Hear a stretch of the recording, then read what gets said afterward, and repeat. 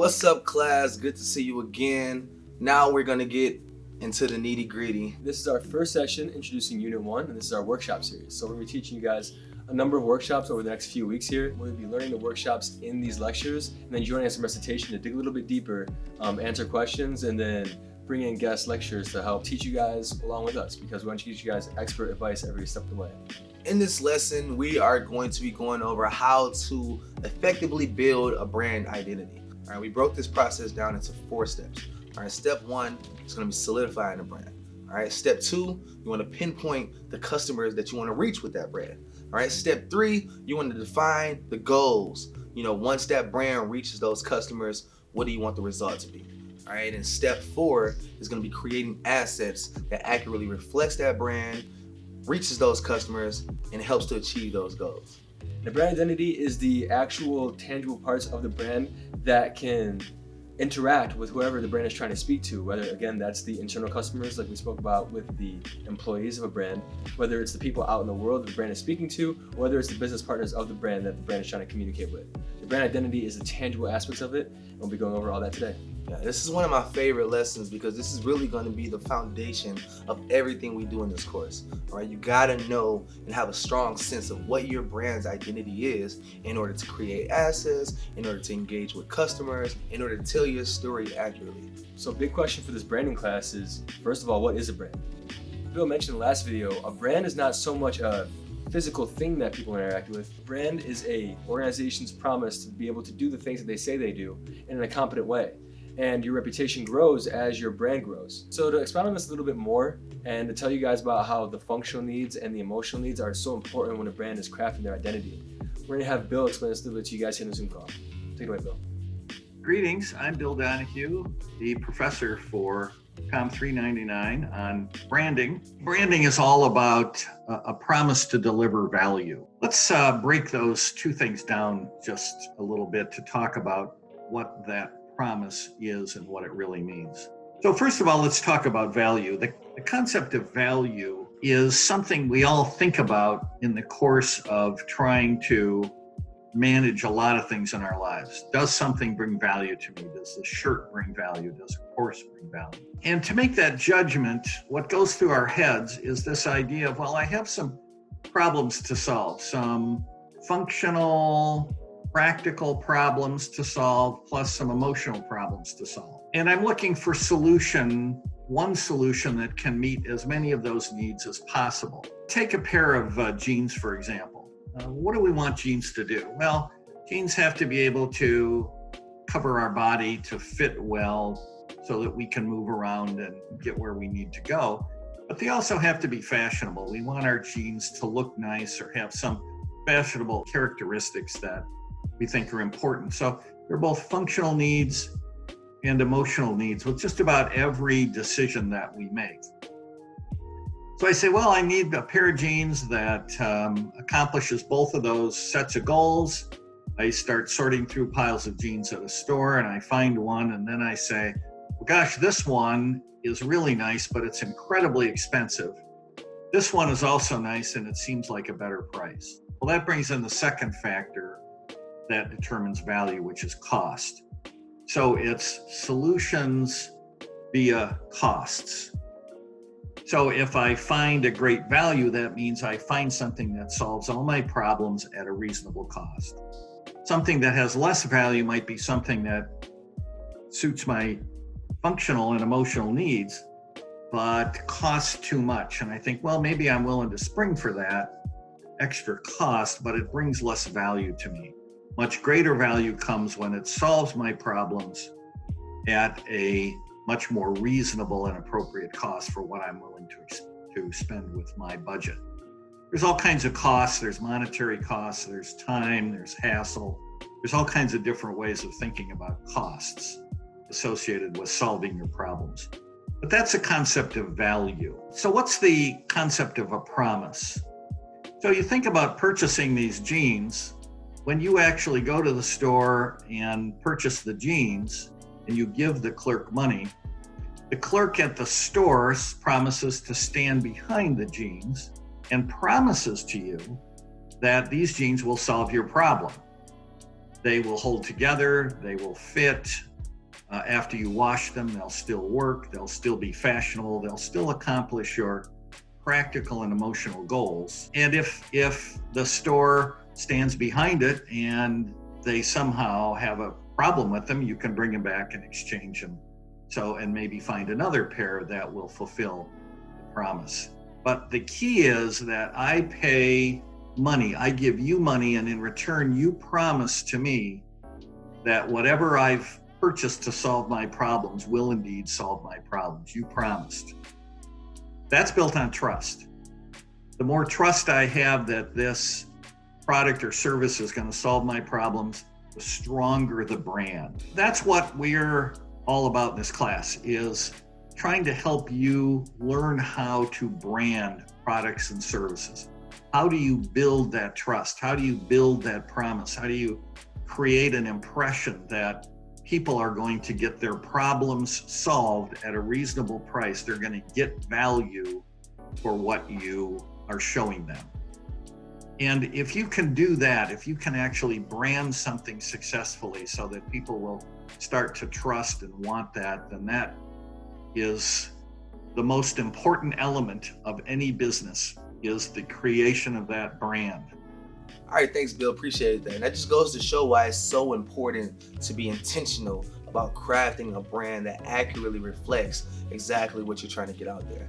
So in order to go out there and start to create a brand that's effective and intentional, you got to have some sense of vision. All right, you got to have depth of vision in order to see things not for what they are right now, but for what they can be, and more importantly, for what you desire them to be. It's going to take that vision and being able to communicate that vision to a group of people for you all to get on the same page and make a brand that really speaks to what you believe in.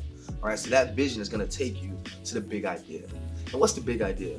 The big idea is going to serve as, a guiding factor in everything that your company does. It's what you really stand for. It's the North Star. That big idea is going to determine all of the actions of the company, the behavior of the company, and how the company communicates. So now, very importantly, is what are the brand values? What does the brand stand for? What are the things it believes in? So if you have the vision, the brand knows where it's going, and has a big idea, it's excited about getting there. It's important that brand walks in integrity and is authentic to its own voice and its own, spirit. So when you're thinking about things like brand values, this is the very foundations on which the brand believes in. It's going to guide all actions too, like Jay mentioned, with the big idea. So you want to take that vision, that big idea, and everything that the brand values, and you want to find a way to package that up into a message that's easily consumable to your audience in a way that they can easily identify with it, believe in it, and in turn extend customer loyalty because of it. So that's going to be called your brand message. And we see this happen all the time. Companies, they'll create a tagline or they'll create some type of message that they always push in every piece of content. All right, we see with Nike, just do it. Let's break that brand message down. What are they trying to say with just do it?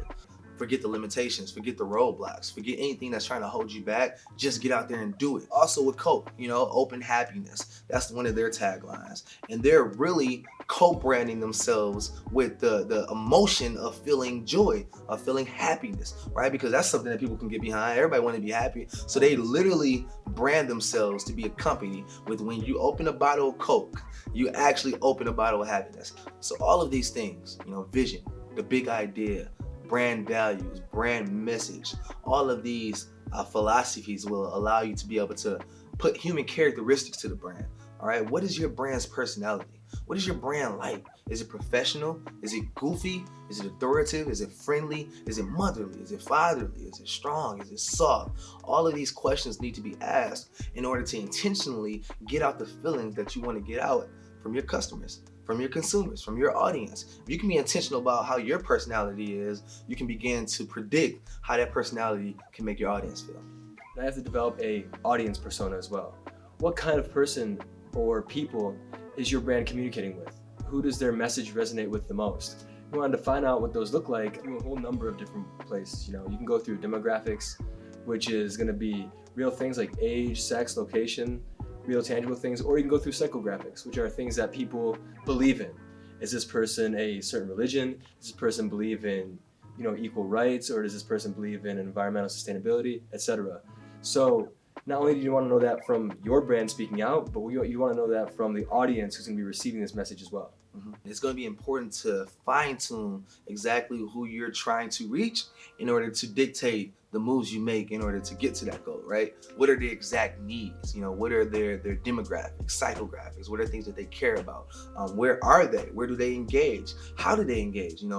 Are they an older group who use Facebook, or are they a younger group who are on TikTok? And these are types of things that you need to ask yourself, because it's going to dictate how you brand, what you brand as, what do you say when you're branding and communicating, how you say it.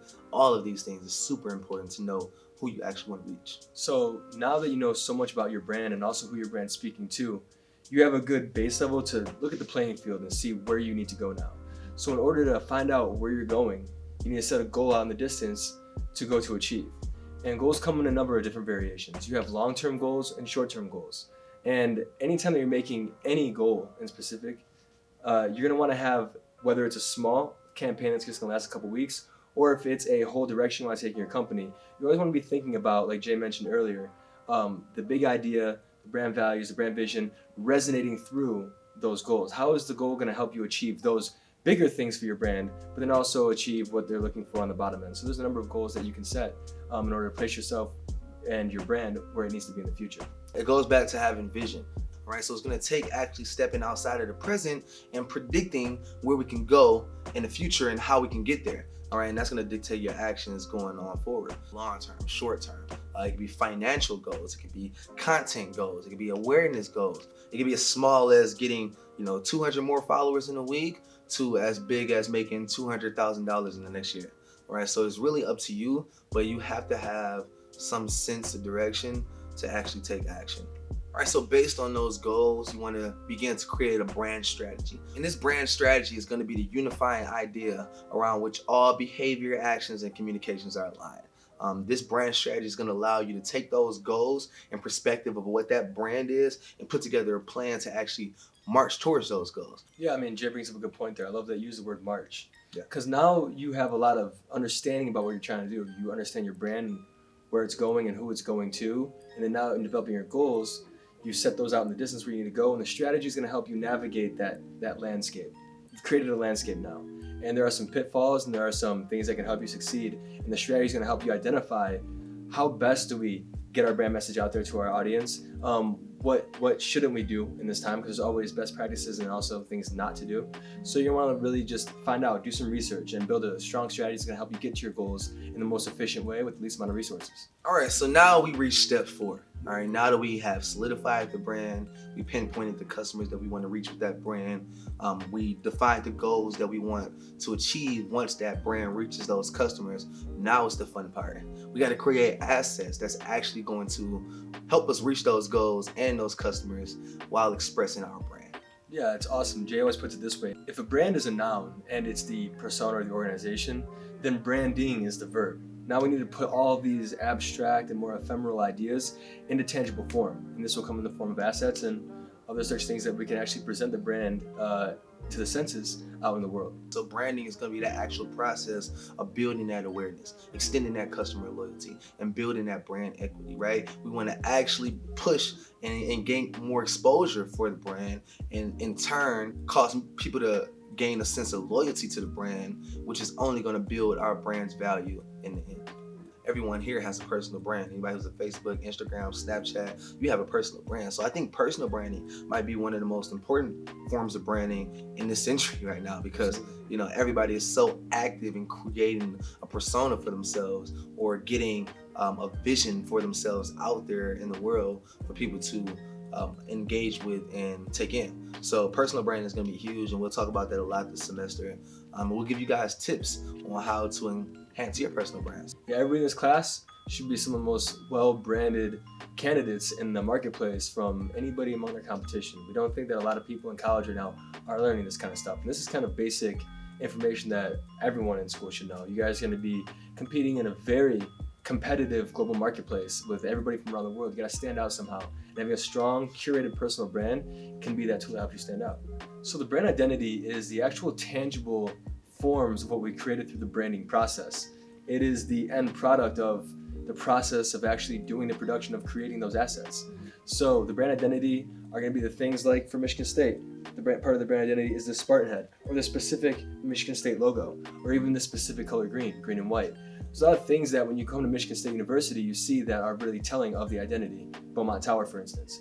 So whenever you're thinking about the brand identity specifically, you think about the tangible elements that actually appeal to the senses. So it's important to invest in this process of branding, because this is what's going to differentiate you from the competitors. And it's also going to improve recognition. All right, so when people see that Apple logo, they're like, oh, that's Apple, that's an Apple phone, you got an iPhone, because they know based on being familiar with the brand, each product that the brand carries. 3 things are going to happen from investing in brand identity. It's going to be easier for the consumer to buy, it's going to be easier for the sales team to sell, and it's going to be easier to create brand equity. So for the customers, the most important thing in this day and age really is just the experience. Right now we're entering into an experience economy. I'm sure that you guys can tell among all the trends that you see happening pretty much everywhere now in our zeitgeist is that everyone's looking for an experience. Whether you go to the store, you want to have a couple more plants in the store. If it's a little tiki hut, I want to see some torches, I want to see some palm trees, I want to see some production. I want to have an experience when I go and I spend my money in places in the marketplace. So customer experience is so crucial in thinking about crafting any assets that are going to be made as a brand touch point. Anytime that the consumer is touching with the brand, whether it's through a graphic, whether it's through even a podcast, whether they're there in person and it's a store, for instance, or if it's a theme park or these music festivals, people are looking to have an experience more than anything. You know, it's really about just making good on your promise to deliver value.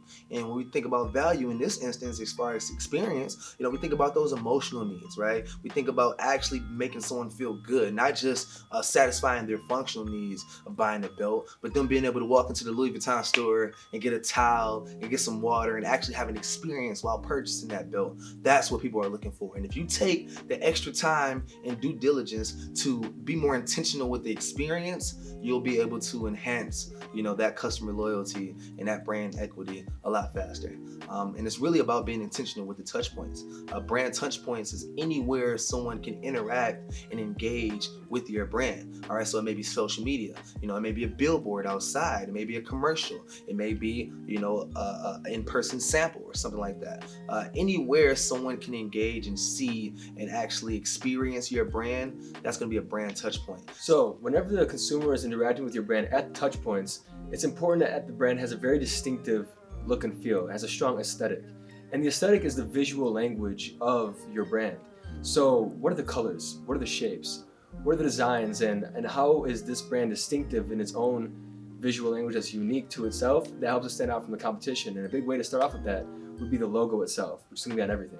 Yeah, the logo is super important because it's really the gateway to the brand, right? Everything that you've done so far up to this point, you know, all of the philosophy that you figured out about the brand, all of the values that you got behind, everything that you figured out about your customers and your goals, right? All of that should manifest itself into that logo, and it should speak volumes. It should be able to communicate in that logo what you stand for and what that brand is. To show an example of that, we'll actually show our logo. You know, our Midas logo, a lot of thought went into it. Midas Branding Agency is our company, and you know, our logo is exactly what we value as a company and what we want to get across to our customers. So let's bring that logo up.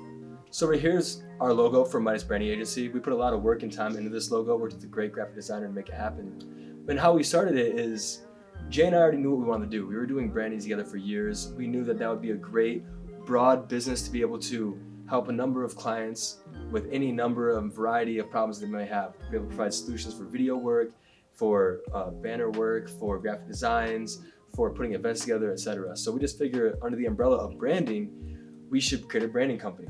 And what an important thing for us and our values was we wanted to have the highest quality level work that we're capable of even producing. You know, it may not be the best in the world, but the best that we can do is what we're committed to bringing for our clients. So we knew that we wanted to make it gold. So we knew that if we're gonna make the gold and the best stuff, you know, who is the king who had just the golden touch? And we knew Midas had the golden touch. So we figured Midas Branding Agency, MBA, kind of like a Master in Business Administration. We say, you know, you can get your MBA with us here. And that helped inform this logo here. You can tell it's gold. That coin in the middle is what we call the Midas medallion. That's a standalone logo that we can use in other instances. You have the Midas Phoenix below that we helped design. We put a couple different visual pieces together into a silhouette with a gradient, and that shows, you know, just a rebirth coming up from the ashes. We're also Detroiters, so very much the city is like a phoenix rising from the ashes. So we kind of incorporated that as a symbolic gesture to kind of pay homage to our city. The process of alchemy is always turning lead into gold. That's what the alchemist's charge is. So Jay and I, we call ourselves business alchemists. We take problems or maybe some challenges that businesses are experiencing and we create solutions, turning those into goals. So there's a number of level of different meanings going down to be able to create this logo, and really at the end only we know it. But it's through the manifestation of us knowing exactly what we want to communicate that allows us to make such a, what we believe is a pretty cool logo here, and be able to do this, time and time again. It's that process that we just outlined for you guys. If you followed it step by step, you also be creating assets like this. All right, so that's basically it. That's the 4 steps of building brand identity. All right, you got step 1, solidifying that brand. Step 2, pinpointing the customer persona that you want to reach with that brand. Step 3, we want to define goals. What do we actually want to happen once that brand reaches those customers? And then step 4, creating assets that's going to accurately reflect that brand, reach those customers, and help you achieve those goals. I hope this made sense. We're going to dive deeper into it during collaborative discussion in our recitation. So, in the course of this class, to give you guys some real practice with taking this theoretical knowledge and turning it into practice, we're going to have you guys curate your own brands in this class through mock campaigns. So we're going to break the class up into groups, and then in those groups, we're going to assign different mock campaigns from companies that you're familiar with, like Disney and Apple, for instance, but with campaigns that may or may not be happening in real life. That way you can go through and define this brand identity through the brand identity survey that will be in your D2L box into a real brand campaign. So you'll be taking this theoretical knowledge and turning it into real practice, as this is the beginning of our workshop series. So remember, this brand identity is going to be the foundation of everything that we do in this class. So get familiar with this, watch this video over again if you have to, come to class with some questions that we can answer just to make sure everything is clear. But this is it right here. Brand identity is going to be the key to having success in creating these campaigns in our class. So like David said, we'll get some mock campaigns. You'll go through the process of creating the brand identity for that specific campaign, because the brand will already be established. We'll have Disney and Apple will establish brands, but you'll be in charge of actually creating the brand for a specific campaign for that brand, if that makes sense. All right, so we'll go through and we'll create assets, we'll write up a press release, we'll create graphics and a video treatment, and we'll actually come with a sustainable plan to actually push that campaign. So see you guys in class. See you there.